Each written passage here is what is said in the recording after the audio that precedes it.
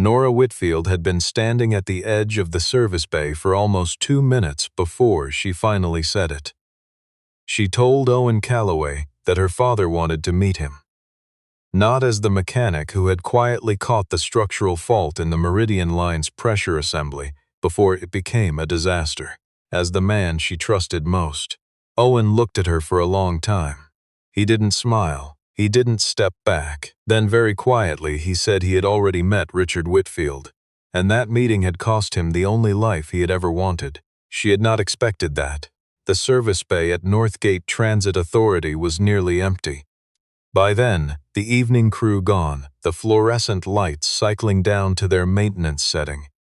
Nora's reflection caught faint and broken in the polished concrete floor. She had rehearsed a dozen versions of this conversation on the drive over. The careful deflection, the flicker of something he would try to hide. The slow, deliberate negotiation of two people who had been circling something real for months and had finally decided to stop pretending. She had not rehearsed a man who looked at her with complete steadiness and told her that the first time he had met her father, it had taken everything from him. There was no anger in his voice. That was the part she kept turning over in the minutes she stood alone in the empty bay after he walked away. No practiced grievance, no reaching for her sympathy. Just the flat, load-bearing weight of a fact he had been carrying for a long time, set down in the one room where it could no longer be ignored. Nora had not known. That certainty settled in her chest with its own specific gravity. The weight of realizing that an entire history had been running beneath everything she thought she understood, and that it had been there all along. She stayed until she remembered how to move. Then she walked out into the cold Edmonton night, and the question Owen had left her with pressed against the inside of her ribs the whole drive home. When had he met her father? What had Richard Whitfield done? Why had Owen never said a single word?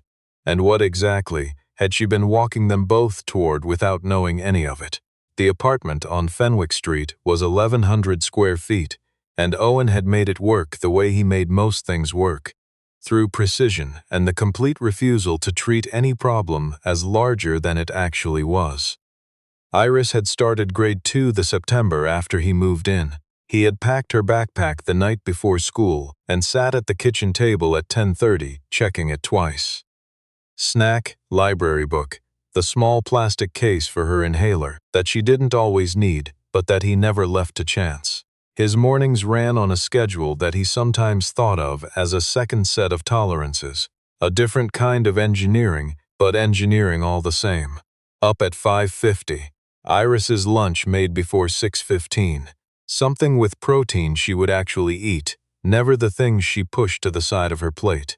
By 7:30 he had walked her to the bus stop on Calder Road and watched the yellow shape of it disappear around the corner before he turned back. He did his job the way he had always done everything, completely, without shortcuts, with the specific attentiveness of someone who understood that in mechanical systems, as in most things, the failures that mattered were the ones you almost didn't see. He knew Northgate's pressure assemblies the way some men knew their own handwriting. He had learned them not from a manual, but from years of listening, of placing a hand on a housing and feeling the difference between a vibration that was normal and one that was telling him something. After Iris was asleep, he worked at the kitchen table doing diagnostic consulting for a small independent rail contractor out of Red Deer. The work kept his mind from going soft and added enough to his monthly income that Iris's school clothes were never a calculation he had to make twice. He did not date.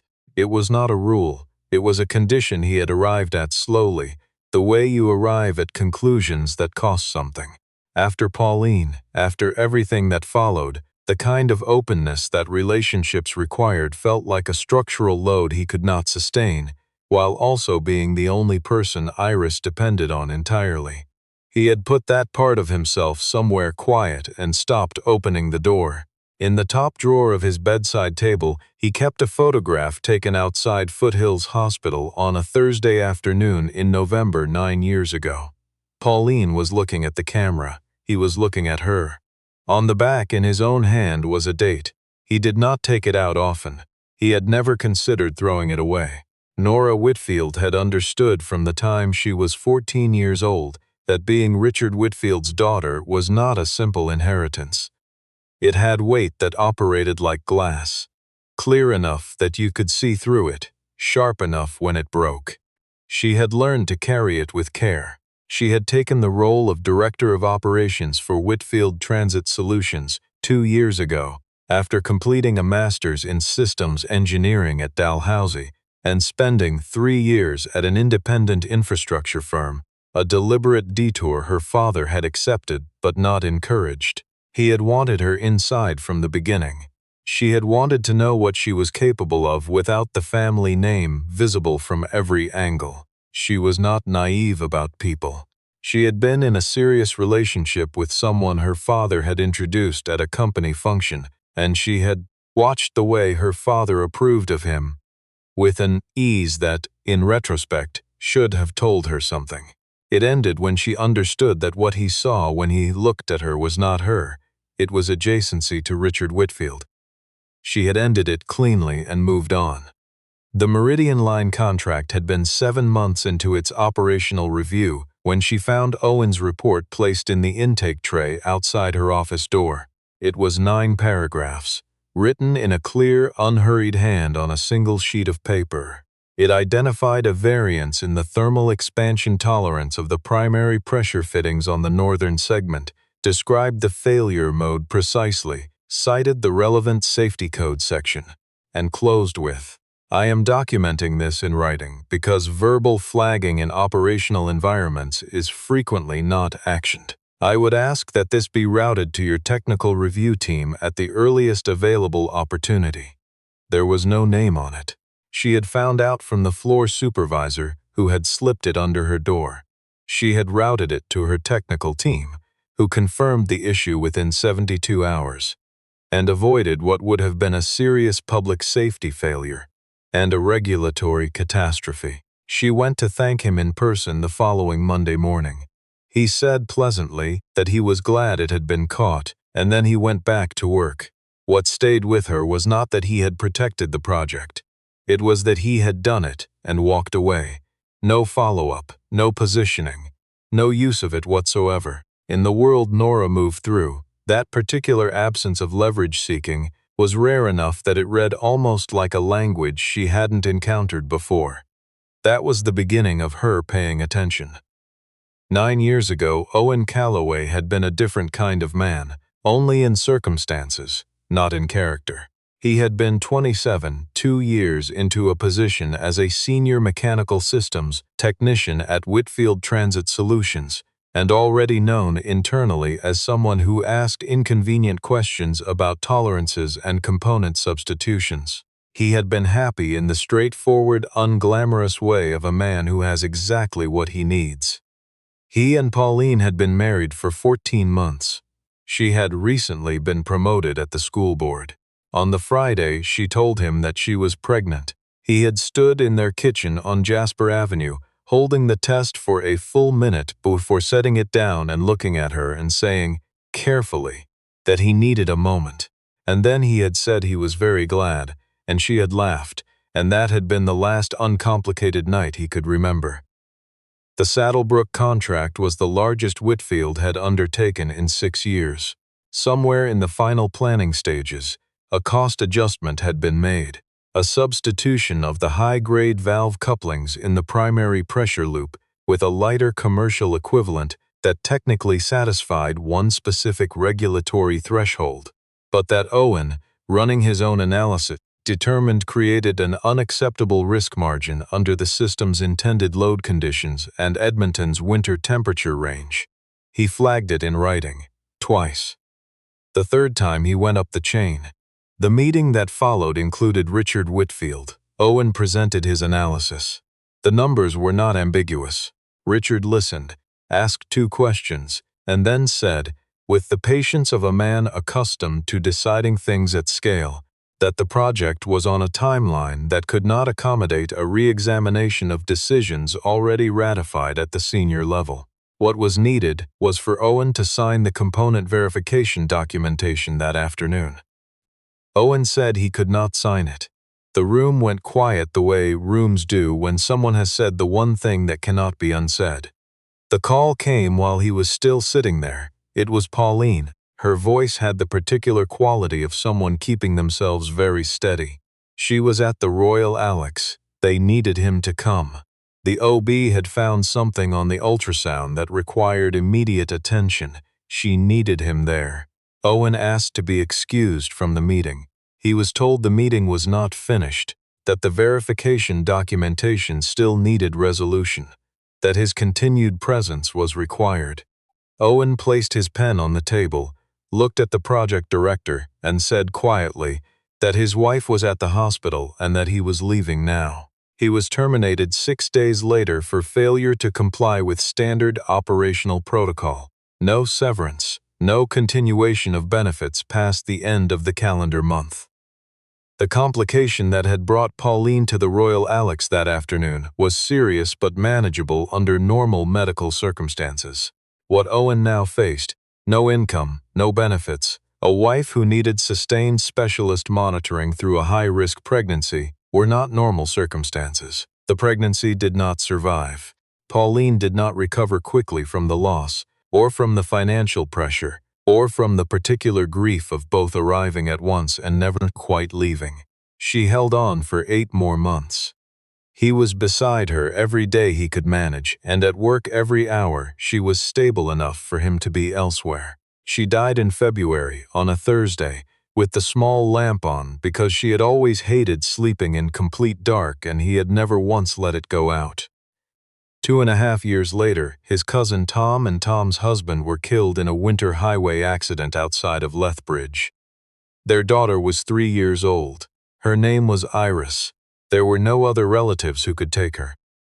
Owen filed the paperwork himself and drove to Lethbridge alone to bring her home. He painted the small second bedroom a pale green because she had pointed at a leaf on a walk the week before, and said she liked that color. On her first morning in the apartment, he made her oatmeal with brown sugar and sat across from her and said, "Good morning. I'm your dad now. I know that's a big thing. We'll figure it out together." They had figured it out. He stood at the edge of her doorway some evenings and watched her sleep. In those moments, he understood the word enough in a way he had not known how to before. She was enough. She was the reason the floor held when he got up in the morning. What he had never said aloud was that the name Richard Whitfield occupied a specific, sealed-off corridor in his memory. He did not hate the man with heat. He was too tired for heat. But he knew, with the cold precision of a man who understood systems and their failures, that a decision made in that boardroom had transferred the weight of a company deadline onto the bones of his family. He had calculated that weight many times. The answer was always the same. The first time Nora met Iris was not planned. She came by the Northgate facility on a Tuesday afternoon to drop off revised load specifications and found Owen at the front counter with a small girl in a red jacket who assessed Nora with the frank, unhurried appraisal particular to 8-year-olds. Nora crouched immediately to her level, the way people do when they actually mean it, and said hello. Iris said hello back, and then asked whether Nora was the lady from the tall building that her dad sometimes talked on the phone with after supper. Owen said quietly, "Iris." Iris seemed to understand and returned to her book, but Nora caught the half-second before Owen's expression rearranged itself, and she caught what it meant. After that, things moved the way they move when neither person is willing to name what is happening, but both of them are making room for it anyway. Nora began attending operational walkthroughs that didn't strictly require her presence. She learned that Iris was in grade 3 and had recently decided she wanted to be a veterinarian, which Owen was taking entirely seriously and had taken her to the Edmonton Valley Zoo twice for, pointing out the facilities rather than just the animals. She brought coffee to the facility one afternoon when the school had called Owen to collect Iris for a fever. She sat with Iris in the waiting area, reading aloud from a library book about animal migrations. Doing different voices for the Arctic tern and the monarch butterfly, Iris fell asleep against her shoulder with her small boots still on. One evening at a diner near White Avenue, Iris ate most of her grilled cheese and then said, with the directness of a child who has not yet learned to soften questions, "Do you like my dad?" Nora looked at Owen. He looked at his coffee. "I think your dad is one of the best people I've met," Nora said. Iris found this sufficient and returned to her sandwich. That night, walking to her car, Nora thought about her father. Richard had asked about Owen twice. In the methodical way, he asked about things he was filing for later consideration. She had read it as interest. She had told herself it was a good sign. She had told herself that her father, however complicated, would recognize something real when it was standing in front of him. And so she had driven to the Northgate facility the following evening with her gathered courage and told Owen that her father wanted to meet him. And Owen had told her that the day he met Richard Whitfield, her father had taken everything from him. She asked him to say it again, not because she had misheard, because she needed the room to exist twice before she could understand it. Owen said it again, same tone, not heated, not soft. Flat and factual the way a technician gives findings. "I know your father," he said. "I worked for his company. I know the kind of decisions he makes and what he considers acceptable collateral. And I need you to understand that I'm not telling you this to hurt you. I'm telling you because when you said your father wanted to meet me, I couldn't stand there and pretend I had nothing in my chest about it." Nora asked the question she was afraid of. Why had he never said anything? "Because I didn't come near you because of that," he said. "I kept my distance for the same reason. I tried to keep this professional from the start." She stood there absorbing this. He was telling her that he had known all along who she was, that he had maintained careful distance not out of indifference, but out of something that, when she turned it over, looked like a form of protection, of himself, of Iris, possibly of her. That was the thing that broke through her defenses more than anything else. He had protected her project. He had been nothing but steady toward her the entire time, and he had been carrying this alone the whole while, without once using it. She went home and sat at her kitchen table and spent 40 minutes on the phone with her father's former operations manager, a woman named Sandra, who had been with Whitfield Transit for 16 years, and had retired 18 months ago. Sandra remembered the Saddlebrook project. She remembered the meeting. She remembered Owen Calloway's name. She had the careful, slightly removed tone of someone who had thought about it more than once over the years, and was not comfortable with where those thoughts had taken her. After that call, Nora opened the company's archived personnel files, which she had access to as director of operations. It took her 2 hours and one additional call to piece it together. She sat at her kitchen table until past 1 in the morning, surrounded by documents and a cup of tea she had forgotten about entirely. What she felt was not simple. It was layered in the specific, heavy way of things that involve both love and culpability at once. More complicated than guilt, more resistant to resolution. She was ashamed of her family's institution in the way that is different from being ashamed of yourself. She was frightened by how much she wanted to see Owen and how poorly timed that wanting was. She was exhausted in a way that had nothing to do with sleep. But under all of it, there was a decision that came to her without drama. She was not going to look away from this. She found her father in his study the next morning. Richard Whitfield, at 64, was a man who looked exactly like what he was, someone who had made large decisions for a long time, and stood behind most of them, and regretted fewer than he probably should have. He was broad-shouldered and deliberate, with reading glasses he set on the desk when he wanted to signal that a conversation had his full attention. He set them on the desk now. Nora placed the documents in front of him and asked whether he remembered a mechanical technician named Owen Calloway who had worked for Whitfield Transit about 9 years ago. Richard looked at the documents. He said that he had overseen hundreds of personnel matters over the years and could not be expected to recall every name. Nora described the Saddlebrook project, the component substitution, the meeting. Owen being asked to sign documentation he had formally objected to. Owen leaving for the hospital. The termination that followed. The benefits cut. What had happened to his wife. Richard was quiet for a long time. He said, eventually, that the company had been in a critical period, that the decisions had been reviewed at multiple levels, and that the protocols followed had been consistent with standard practice at the time. Standard, Nora repeated. He said that every operational decision carried consequences he could not have fully anticipated, and that this was the nature of leadership. His wife died, Nora said. Their baby didn't survive. He lost everything he had built in about 5 months. And the thing that started it was you telling him that the project timeline mattered more than him being at the hospital. Richard removed his glasses from the desk and held them in both hands without putting them on. Nora kept going. She said she had not been able to sleep because of it, not because of the decision itself, though she had things to say about that too. What kept her awake was the knowledge that a man had been ground up by something her father had set in motion, and her father had simply kept going. Quarterly reports, expansion contracts, the company growing exactly the way it was supposed to grow. And somewhere in the city, a man was working maintenance shifts and raising a daughter alone and keeping a photograph in a drawer, and none of that had ever registered as a data point on any spreadsheet Richard had reviewed. Richard said, "You love this man."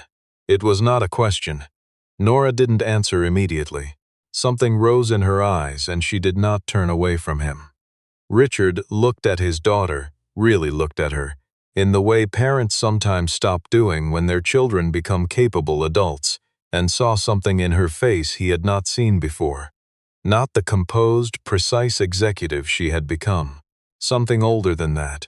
Something that told him she was standing on the other side of something from him, and she was not moving. He set his glasses down. He said nothing more. Nora left the study without looking back. Iris sensed it the way she sensed most things, through texture rather than anything she could have named. Her dad had been quieter for 3 days. He had made dinner and helped her practice her spelling and done everything he normally did. But there was a stillness to him she recognized from the times when what he was thinking about was too large to talk around naturally. She waited until Thursday evening when he was at the kitchen table going through the week's mail. She climbed up onto the chair beside him and sat cross-legged and said, without any preamble at all, "Is Nora not coming anymore?" Owen set down the envelope he was holding. Iris told him that when Nora was around, the apartment felt like it had another person in it who was waiting for them both. Like when they came home, there would be a light on that wasn't there before. She hadn't had that feeling since she was very small, she said. She couldn't exactly remember it, but she thought it was something like that. Owen put his arm around her, and she leaned into his side. He sat there for a long time with the mail on the table and his daughter against his ribs, and something in his chest doing its level best to stay arranged. That night, after Iris was asleep, he called his friend Bennett, who had known him since they were 22, and who had the rare quality of listening without making it a performance. Owen told him about Nora, he told him about Richard, he told him all of it in sequence, which he had not done aloud before. When he finished, Bennett said, "What are you actually afraid of?" Owen thought about it longer than the question should have required. "I'm afraid Iris Elliott gets attached to something that doesn't have room for her in it," he said. "I'm afraid I let her love someone, and it comes apart and she absorbs that the way she absorbs everything, quietly, so I don't worry. I'm afraid of being the reason she learns that lesson before she's old enough to recover from it clean." Bennett said, "That fear isn't going to go away by waiting for a better set of conditions." Owen said he knew. "She already loves her," Bennett said. "You heard what she said tonight." Owen said he had heard it. He sat at the kitchen table after the call with a glass of water. And the quiet of the apartment around him and the city outside doing what the city always did. And he thought about the photograph in the drawer. He thought about the afternoon it had been taken and the man he had been then. The one who had not yet understood what it cost to love something fully and without reserve. He had paid that cost in full, with everything he had. The question was whether the cost of not trying was something he was prepared to keep paying, one careful year at a time, for the rest of his life. It was a Wednesday morning when Richard Whitfield came to the Northgate facility. He did not call ahead. He came through the side entrance off the equipment yard and asked the first worker he saw where he could find Owen Calloway. Owen was in the pressure testing room behind the north maintenance bay, running a calibration check on the spring assemblies for the downtown line's seasonal switchover. When the door opened, he looked up and recognized Richard immediately, the way you recognize someone you have thought about with specificity for a long time. No surprise, just a settling, as if the moment had been waiting for an appointment neither of them had formally made. Richard stood in the doorway. He was in a coat that cost more than Owen's monthly rent. He looked, for the first time in Owen's experience of him, like a man who was not entirely certain what he was going to say. "I wanted to hear it from you directly," Richard said. Owen set down his calibration tool. He did not offer him a seat. He did not reach for formality in either direction. "All right," he said, and then he told it. Simply, the way you tell a thing you have rehearsed only to yourself, many times, over many years. Not with heat, because the heat had long since cooled into something denser and more settled. He described the Saddlebrook meeting, the component documentation, the phone call from Pauline, the man at the conference room door telling him the meeting was not concluded. He described the termination, the benefits cut, the weeks that followed.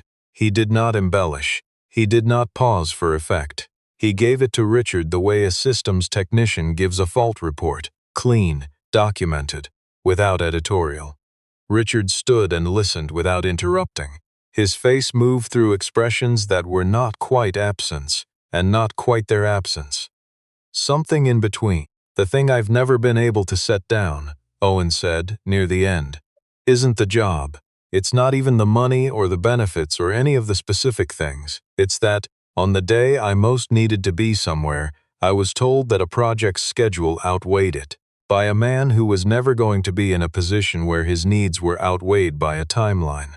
That asymmetry is what broke something in me. Not rage. Just a very clear, lasting understanding of what I was worth to that company. Richard looked at the small photograph tacked to the corkboard above Owen's workbench. It was Iris at a lake somewhere, squinting into the sun, holding up a flat gray stone with both hands as if it were something she had mined herself. "Your daughter," he said. "My daughter," Owen said. He told Richard about Iris, not to reach for sympathy, but because it was relevant. Any conversation about his life was a conversation about her life. She would walk into whatever came next, and he had spent years making sure she walked only into rooms that would not teach her she was worth less than she was. Richard said, "If I apologize to you, what would that be worth?" Owen looked at him for a moment. "An apology doesn't revise the date on a death certificate," he said. "It doesn't change what Pauline went through, or what Iris goes through every time someone asks about her mother and she has to decide how much to say. An apology is what you offer when you've run out of anything else."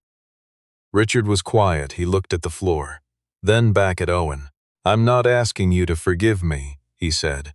"I came here because I needed to stand in the room where you actually work and understand the real distance between the decision I made and where it landed.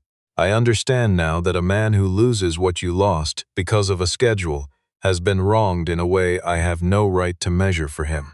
He picked up his coat and left through the same door he had come in. The room was very quiet. Owen stood at his bench and looked at the photograph of Iris with her flat gray stone and thought about the particular weight of a man who had stood somewhere he was not powerful and stayed there anyway. Nora did not wait to hear from Owen. She had made herself a promise on the drive back from her father's house that she would not manage this by waiting for him to lead her through it. That was not who she was, and it was not, she had come to understand, the kind of woman he needed her to be. She went to the company's legal department and requested a full audit of personnel terminations from the Saddlebrook project period. She attended those meetings herself and made clear what she was looking for. Cases where individuals had been let go under conditions that did not meet the company's own stated standards, and in particular, cases involving the withdrawal of benefits at critical personal junctures.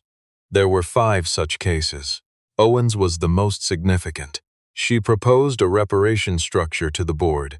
She did not use that word in the presentation because language was strategic, but that was what it was. A fund for retroactive support to affected former employees and their families, paired with a formal acknowledgement in the company's institutional record that the practices of that period had not met an acceptable standard. The board pushed back. She held the line. 4 sessions later it passed. She was not under any illusion that this undid anything. You cannot retroactively fund a pregnancy that did not survive, or undo the grief of a woman who died in February with the lamp left on. You cannot return 9 years. She did not pretend that updating institutional records and writing checks was the same thing as justice. But it was the difference between a company that acknowledged what it had done and one that simply waited for the people it had harmed to move away, or stop talking, or die. When it was done, she drove to the Northgate facility on a Friday afternoon and asked for Owen at the front desk. He came down in his work clothes, a little wary, a little guarded in the way he had been guarded with her from the start. But there, in the entry hall, looking at her directly, she told him what she had done. She did not present it as something intended to change anything between them. She said she had done it because it was overdue, because it was wrong, because she could not go on building anything on a foundation that included that kind of unacknowledged damage without it meaning something about her character. He listened without speaking. "I'm not asking you to feel differently about my father," she said. "I'm not asking you to feel differently about any of it. I know I can't give back what was taken. I know what the shape of that loss looks like."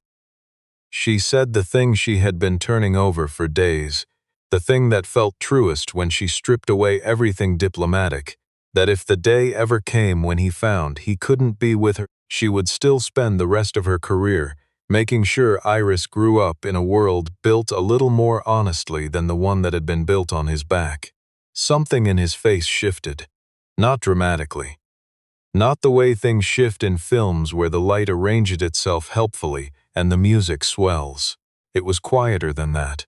It was the kind of change that happens when a wall discovers it no longer needs to be weight-bearing, a small internal shift, nearly invisible unless you had been watching very carefully.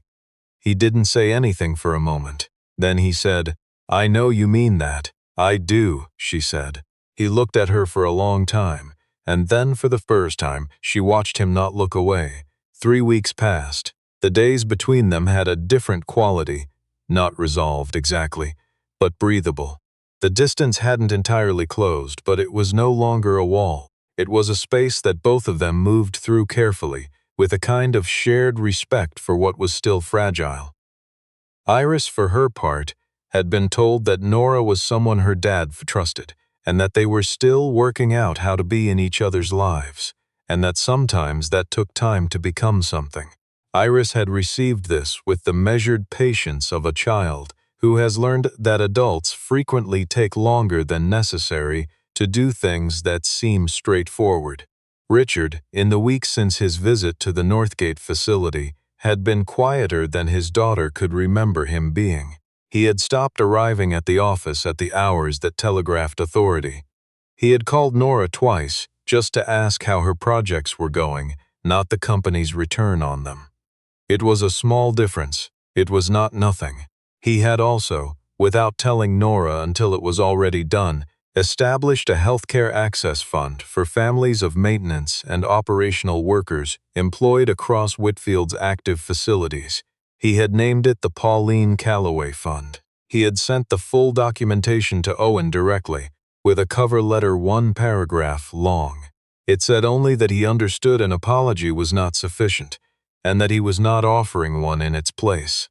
He was offering what he had. He was asking for nothing in return. Nora had heard about it from the company's finance director, who had processed the paperwork and could not quite contain his bewilderment when he mentioned it to her. She had called her father. He said evenly that it seemed like the right thing to do. On a Saturday afternoon in late October, Nora took Iris to the park on the River Valley Trail, where the open field beyond the tree line was wide enough for kite flying, and the sky above Edmonton had that particular cold blue that only comes once the leaves have finished falling and the light has nowhere left to hide. The kite was orange and shaped like a fish.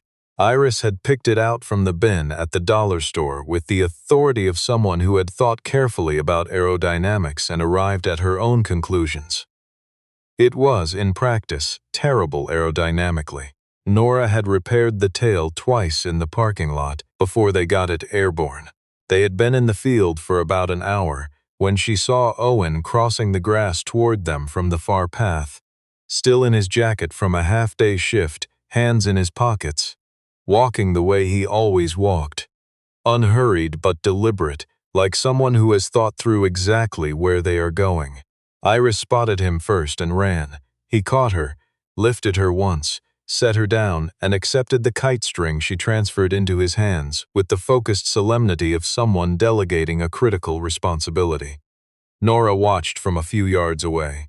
The afternoon light was at that low October angle that makes everything look like it's been considered.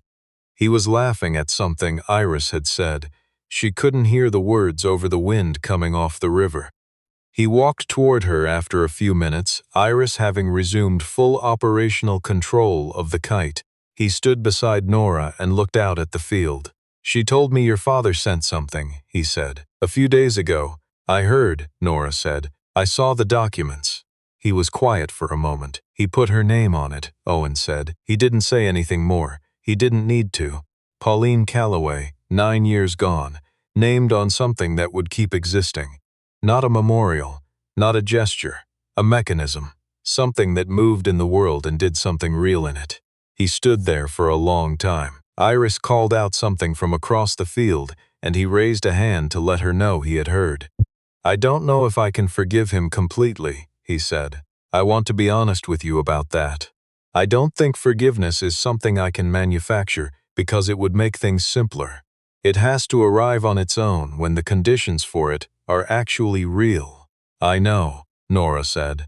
"But I don't want to spend the rest of my life standing at the place where I fell," he said. "I've been standing at that edge for 9 years. I know every stone in it." He paused. He looked at her. "And I think where I am right now is better than where I was. And I'd like to keep moving toward better." Nora felt something release in her chest that had been tight for longer than she had admitted to herself. He reached over and took her hand. It was not a dramatic gesture. He simply placed his hand around hers there in the open field, with the orange kite pulling at the wind and Iris's voice bright in the cold afternoon air, and held it. From across the field, Iris glanced over and saw. She turned back to the kite immediately with the elaborate nonchalance of someone working extremely hard, not to appear to have been waiting for exactly that moment. But the smile got away from her. It always did with Iris. Across the path, near the row of old poplars at the northern edge of the park, a tall man in a dark coat stood alone, hands in his pockets. He did not come closer. He did not call out. He simply stood there and looked at the three of them the way a person looks at something. They have no standing to claim, but cannot bring themselves to stop watching. Owen saw him. He looked at Richard Whitfield for a long, measured moment, reading him the way he read a system, looking for the load-bearing truth of it. Then he gave one small, deliberate nod. Not absolution, not an invitation, a recognition that the man across the grass had come, had stood in a room where he was not powerful, had done the one thing still available to him, and that it was not nothing, and that from here there might be somewhere to go. Richard nodded back. Then he turned and walked away through the trees. Iris called out for the third time that the kite needed emergency intervention. Owen let go of Nora's hand only long enough to jog across to his daughter, laughing at something she was shouting about the wind, his voice carrying easily across the field. There are wrongs that apologies cannot reach. They cannot travel back through the years to the moment of harm. They cannot restore what was taken, or reverse what was lost, or make the dead anything other than gone. A fund with a woman's name does not return her. A nod across a park does not erase 9 years. These things remain true. Remaining true is what they do. But there are also people who have been carrying something so heavy for so long that they have forgotten what their own hands felt like empty. And there are moments, not redemptions, not fairy tales, but honest, imperfect, forward-moving moments, when the carrying stops, when the weight is still there, in memory, in a photograph kept in a drawer, in a name spoken quietly at a board meeting, in a building the man who bears it will never enter, but it no longer defines the whole of the road ahead. That afternoon, in a field above the river, with an orange fish kite and a child's laughter, and a woman whose hand he had taken without ceremony but with complete intention, Owen Calloway understood that he was still standing, that the floor was still there, that the future, which he had not trusted in a very long time, had not stopped requiring his attention. He reached for Nora's hand again when he came back. She gave it to him. Iris ran ahead into the last of the afternoon light, and the day kept going the way days do when the people in them have decided, quietly and without announcement, to stay.